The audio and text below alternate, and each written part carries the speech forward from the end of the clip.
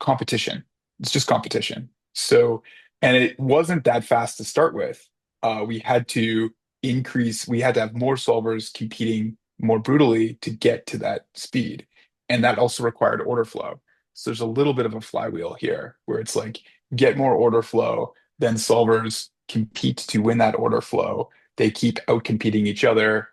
We end up bumping against the actual constraints of blockchains today, just in terms of like how fast block times are right now. Hey, and welcome back to another episode of the Talking Intentionally podcast. Today we're speaking with Hart from Uma and Across. He's one of the most well known people in this intent and solver space. Us at Axel, we're huge fans of him and really excited about the work that they've done. And, we view him very much so as a mentor. And Ash, who is the founder of Axel, is interviewing him today. I really hope you enjoy the interview. I did. And let me know if you have any comments, questions, people who you think we should have on the podcast down the line in the comments below. Otherwise, I hope you have a great new year, and thanks again for following along as the Axel journey continues to unfold. See ya.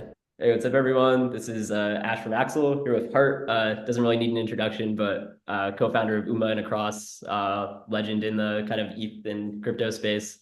Here to talk more about intents and also specifically the future of what intents can look like. And also a lot of Across, a lot of Uma. So yeah, great to have you, Hart. How's it going? Gosh, man, thanks for having me. Such a kind intro. Appreciate it. Yeah, well, I mean, I was thinking we just dive straight into it. Like you've done a lot of these, and the stuff that excites me the most, and I think what we've talked about a lot is 7683. So I guess let's do a super quick, like as fast as you can. What is 7683 for people that haven't heard about this at all? ERC 7683. Yeah, I mean, I hope your users don't memorize EIP numbers, four-digit numbers like 7683. 7683 is a standard for cross-chain intents, period, full stop. And I think the right mental model is intents are a great way of moving value and actions between blockchains, and doing it quickly and cheaply. So speed here being really, really useful.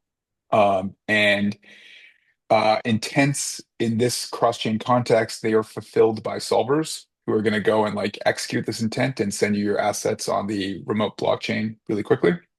And we want solvers to have a standard method of how they look at the structure of what the user wants to do cross-chain. My mental model is it's like an order ticket where I fill in like, okay, I'm starting on chain A and I have asset X. I want to end up on chain B and I want at least this much asset Y. That is my order ticket. That is my intent. And ERC 7683 specifies the structure of that intent so that we can have a common format for people to do this. Yeah, that's a super good summary, and I think that the receipt analogy is great. And this is the part that I like about what you guys in Across have been at Across have been doing. It's like intents can get very vague and hand wavy, and this is such a clear way for people to think about it. On that note, let's talk a bit about the struct itself. Like, not that complex. Like I showed like the non-technical guys on our team, and it's pretty clear for a cross-chain swap like what you need. It's like origin chain, destination chain, whatever. There is one part, and I think this gets at the bigger question of extending this thing and making it more powerful. The order data field at the very bottom, and it's like arbitrary data can be crammed into this. And I know at your DevCon talk, you talked a lot about like how you can, Across is already doing like bridge and then action, and that action could be arbitrary contract Yeah. executions or other things. Talk to me a bit more about like the current state of it, and then maybe after we can talk about like extending it and what that looks like. Yeah, so let's pretend this order ticket, let's go like real old school, and it's like an order ticket back on like the old trading floor, like the kind you see in the movies where like people are yelling orders at each other. So that order ticket would be like, okay, Ash has 100 USDC or 100 USD, $100 in his bank account, and he wants to buy, I don't know, one share of Apple or whatever it is. Okay, cool. So you go and do that and execute that order ticket. Now imagine there's a memo field at the bottom of that order ticket where you can write in special instructions. Hmm. And those special instructions could be like, after you get Ash his one share of Apple, I don't know, send him a note, say good job, or like text him, shoot him an email. I don't know, go put that Apple share somewhere else, send it to his mom, whatever it might be, right? And so you can just imagine there's a memo at the bottom of that ticket. That's what this like extra data field is in the 7683 standard is a memo field for what you want to do after you fulfill the simple cross-chain intent of like moving the value. So specifically in crypto's use case, that could be like, okay, I bridge one ETH from A to B. Let's say A is Arbitrum, B is base. I bridge one ETH from A to B, and then I want to go and swap that for Frog coin. My memo is swap the one ETH for Frog coin. Or it could be, whatever it is that you want to do on that destination chain. So you can imagine that this begins to head towards a more generalizable version of intents, even though we start with the very simple, I want to send value from A to B. Yeah, I think this makes a lot of sense. And in a weird philosophical way, it relates to what we were talking about before we started recording of like start with something specific. It's almost like 7683 today is pretty specific to bridging and cross-chain swaps. But then I like that the order data field allows you to maybe extend that. On the flip side of that, though, like at least for us, building in the intent space and thinking about use cases that are different from cross-chain swaps, we just went out and in the span of a couple hours made our own JSONs, let's say, that are like representations of arbitrary event listening, or maybe a Web2 task where you want the same structure as across, but like solvers going and doing these other things. What would you say to builders when it comes to use your own thing versus like maybe go through the pain of having to use this custom order data field? And it might help too if you have examples of folks that are trying to do custom stuff, or even the Across's team with trying to do stuff in the order data field. Yeah, okay. So Across wrote this standard with Uniswap with the goal of like opening up this solver network that we built. So, okay, step back and be like, Across is doing this cross-chain bridging thing with intents. We build a solver network around this. Um, it can be reasonably difficult to build a solver network. It might be more and more difficult to do so. So we're like, okay, this seems like a positive sum thing that if we open this solver network up to others, other people can do interesting and exciting things. Cool. Now get slightly technical for a second, where we're saying, okay, so if you want to go and do something that is intent-like cross-chain, you want to use this solver network, great. Can we give, can we in the standard have a way of deterministically validating whether the memo field has been respected, Yeah. right? And um, the way we do this is our memo field is code that has to get executed on the destination chain. And so you can really put in anything you want in there. But what happened is the user on the origin chain is saying, here's the code I want to execute in the memo field. And then the solver must execute that code in order for them to get paid the value of the cross-chain intent. So there's a technical constraint here, but it means that anything the user puts on the origin chain will get executed on the destination chain. The format of that, we don't care about. It could be like you do your own custom JSON thing, and it has to be interpreted this way in the contract you call on the destination chain, and that works, right? So that's the trade-off here, where like, yeah, we're trying to give you the SIM 683 standard is trying to give everybody access to a solver network they can use today, in a way that you can like verify these things between chains. Yeah, that's like honestly, I feel like I've listened to a lot of your talks and like read a lot of the documentation, obviously, and this is a unique point that I don't think is emphasized enough. It is like arbitrary, like code can be executed, but you have guarantees that that code is executed correctly, and I think that's just Yeah, so cool. That's like you could have a DApp builder do some arbitrary stuff on base. That's like the code needs to be like you do something with Axel or something with like some other random DeFi protocol, not related to yep. you guys. Yeah. There are some constraints here. Like we can't guarantee that the code doesn't like revert or whatever. We can just say this code was run, and it could be bad code. It could not make sense. It could error out or whatever. But we can still guarantee that the code gets run. Yeah, no, it definitely like interop beyond like cross chain. Now we're talking like many different applications that maybe use Yeah. this order data field for lots of, and maybe you have to not trust, but you have to be able to look at the contracts and the protocols that are all being used in this food chain. But yeah, no, that's cool. I guess getting a little bit more philosophical, you probably get this all the time, but I wanted to ask like what got you guys interested in intents? Because at least the timeline in my head is like, they 2 or 3 years, Anoma started coining the term and it got quite popular. Over the last literal year, it just blown up. Like obviously Uniswap X coming out June of like 2024, you guys on the rise since then as well. And then frankly, over the past few months, it got super popular. So what was the impetus? Because you got cross-chain bridges that do messaging, you got AMMs, just all the fancy tech versus like, in my head, a very elegant model with intents in general. So the across architecture from basically day one, technically we had across V1. Well, it still kind of looked this way, but across V2, which is 2.5 years old, and V3 is just an iteration on that, um, had always had this concept. we didn't call it intense back then. Um, and it's crypto, kind of like words become a little bit buzzy and da da da, da, right? So you don't necessarily have the name for it, but we had the same concept. I do think Anoma like popularized it, and they deserve absolute credit for that. They've also talked about much more like generalizable intent concepts, which maybe we can talk about too. And I love them for that. But from our perspective, the so the core observation we made. Um, when you're connecting to blockchains, a lot of technical people like to analogize it to like TCP/IP and say, hey, this is like, it's like networking. We're going to plug these two chains together. And we always said, okay, yeah, you do need to do some of that, but you do realize that these blockchains have like really slow finality times, and plugging them in together might take you 20 minutes to verify something on the other chain. We're like, that doesn't really work or make sense. Um, the better analogy from our perspective is actually like blockchains are used for moving money and then moving money to do an action, maybe. So the better analogy is like, let's look at like money networks and what those look like. And money has this nice property where it's fungible. Like, I don't care what dollar I get as long as it's a dollar, Yeah. right? And so when you start like back up and think about that, you're like, okay, money's fungible. All right. It takes 20 minutes to send a message between blockchains. Okay. Well, what if I ask a third party to front me money on the blockchain faster than that 20 minutes? And then I can go and like get a really fast fill or whatever. They take on this sort of finality risk, which is low, but not zero, right? And now all of a sudden we have like this money network that can shortcut the finality times of chains because value is fungible. And that's basically the architecture we pursue.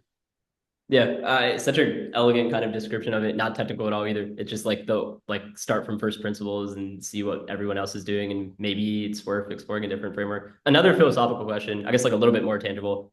You had a really good quote that resonated with me at DevCon where you talked about was it was like I think Google popularized this thing of like users churn after 2 seconds. Like nobody wants to wait Yeah. 2 seconds before like something loads or some action is finished. Talk a bit more about like the literal technical challenges of getting to that for something like bridging, especially in the current state of things where what around 30 solvers, not quite pure free markets with a lot of people. It's like a lot of like the market makers, the winter mutes, like those styles of entities. So talk to me a bit more about like how you get to that. In my head, a clear goal, but a very ruthless, difficult goal to get to. So, okay, so on the first point, just to drill into it, yeah, Google has done a lot of UX research, like in Web 2 space, that if a website doesn't load quickly, users just like close the tab and move on, right? And you can kind of feel this, like if you're surfing the internet on an airplane, it sucks. It's just like it's painful. Like you have to wait too long for things to load. It's not enjoyable. There's like a psychological barrier to this, like things take 2 seconds or less type number. Okay, fine. So that's true. How do we make that happen? Well, we have this architecture where we want solvers to front users money. How do we incentivize them to front users money in 2 seconds? Competition. It's just competition. So, and it wasn't that fast to start with.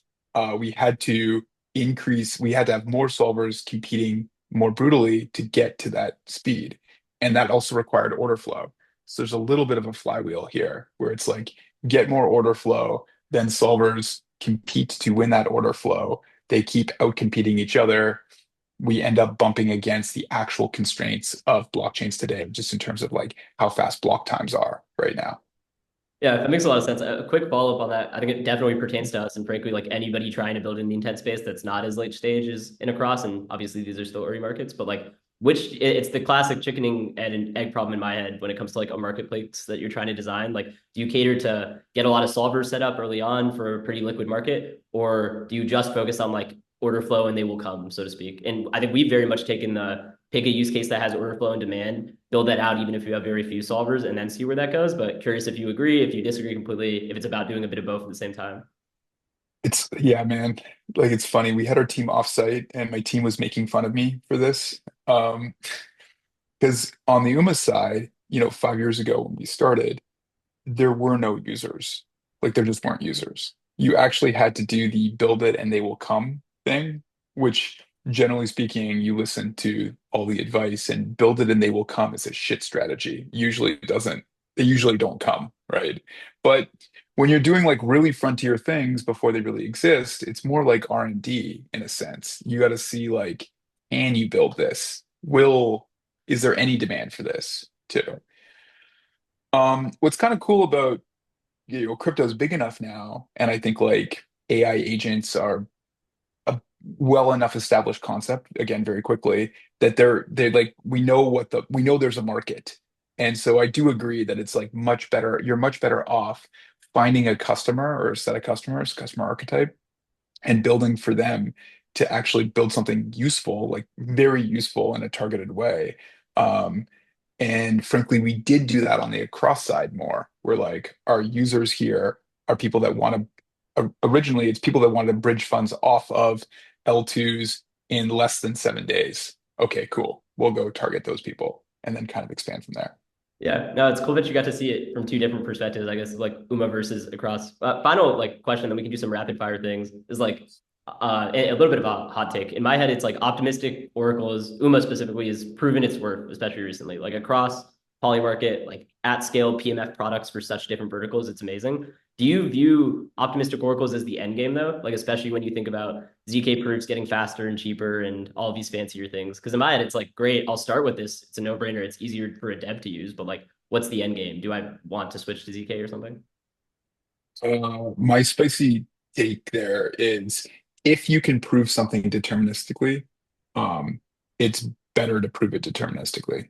Like even vibe wise, we have found that the optimistic concept has historically been hard to explain to technical people because they're like, I just want it executed, right? Like, and so I do think that when there are things that you can prove with ZK effectively, you should do it, right? Um, but there's a large class, I think an underexplored class of things that you can't explore, you can't prove with ZK or with deterministic tech ever. And then there's a class of things, an adjacent class of things that you can't prove quickly or easily with ZK tech. And that's where I think the optimistic oracle will like at the end game live. And so examples in polymarket, you got a polymarket, like you can't ZK prove these polymarket outcomes. They're not determined, they're not written down somewhere. Yeah. You need consensus around what they look like. And there I think the optimistic oracle works a lot better. Um, yeah, people will push holes on that and be like, well, the Associated Press reported da da da da, and I can use that. And you're like, okay, sure, maybe. But if you want the generalized use case of people are making a market on some outcome that the Associated News doesn't report on, like, not going to work. And also, do you really want to trust, like, you know, mainstream media? I thought our whole point was like not do that. Anyway, examples like that. So I think the optimistic oracle is the right way to resolve prediction markets forever. And then there's other classes of things where I think the ZK proofs are too expensive or too difficult to do. Um, that I also think the optimistic concept can be very beneficial. So right now and across one way, this is maybe two in the weeds, but we would have to do a ZK proof across all these routes. So we have to do like, it's like an exponential number of ZK proofs. It's actually easier for us to do that optimistically. Will that be that way forever? I don't know. Maybe, maybe not, but there's trade-offs to both approaches. Yeah, I mean, you took the next question out of my mouth, which is like, where does a cross fly into that, especially on the roadmap? And I don't know, there's lots of fun stuff. You could do optimistic ZK, like where every voter maybe Yep. has to at some point run a ZK proof, but no, that's great. Okay, rapid fire questions. I guess like first thing that I have written down here, what's your favorite non-DeFi crypto like use case or application today? Yeah, yeah. That's a good one. I mean, I really do like crypto for payments. I guess that's DeFi, right? Payments Yeah, is let's do definitely something DeFi. that's like not, yeah, not financial. And Polymarket is also DeFi. It's kind of not though, Yeah, right? power market's like maybe okay, maybe okay. Maybe okay. I mean, I do think prediction markets are very cool that way. Non-crypto, I do think some of the deep in stuff is pretty Hmm. interesting. Hmm. Like, and it's funny because I was pretty skeptical on it before. But the idea of incentivizing like the Hive mapper or whatever, like incentivizing users to like install a dash cam to like map road data, That is something that you couldn't really do without crypto. And I think that's like a very innovative and very cool use case. Yeah, a super good answer. Next question, favorite chain, and you have to pick one. Oh, come on. Okay. Dude. Uh, I literally run a bridge. I need to be neutral. But I guess the safe answer would be Bitcoin, but it's definitely not my favorite chain. That's funny. I thought you were Although gonna say ETH L1. Okay, that works. yeah, Ethereum, I have a lot of partial, like I like Ethereum a lot. It's yeah, I will say that vibe wise, I will pick Ethereum. I think their research roadmap is super cool, and I think Vitalik is like a god. Oh yeah. And final question. I was at first gonna ask just like super quick 30 seconds, like how you kind of got into crypto to begin with or started your career and kind of got here. But I guess we could modify that to like that plus like just advice for people that see crypto now and it's amazing. A year ago it was shit. 2 years from now, who knows where it's at almost. Like thoughts on how young people should think about crypto, especially young builders. You shouldn't think about crypto. You should think about where your interests lie, Okay. right? I studied computer science and then I worked in finance. Um, I knew somebody who was very early into crypto that helped like plant the seed. But to me, finance, computer science, uh, I'm really interested in incentive structure design, that kind of thing. And so when you think about those interests, you're like, oh shit, crypto is like the center of all of that. And so like, okay, let me go and do that, right? So I do think the right thing is to think about what intrigues you and then back out what the field that covers those interests is. Yeah, that makes a lot of sense. Cool. Well, appreciate the time part. I think we covered a lot and like super fun answers and hopefully a bit more unique than what you normally do. So appreciate the time. Yeah, Ash, this was really fun, man. Thank you.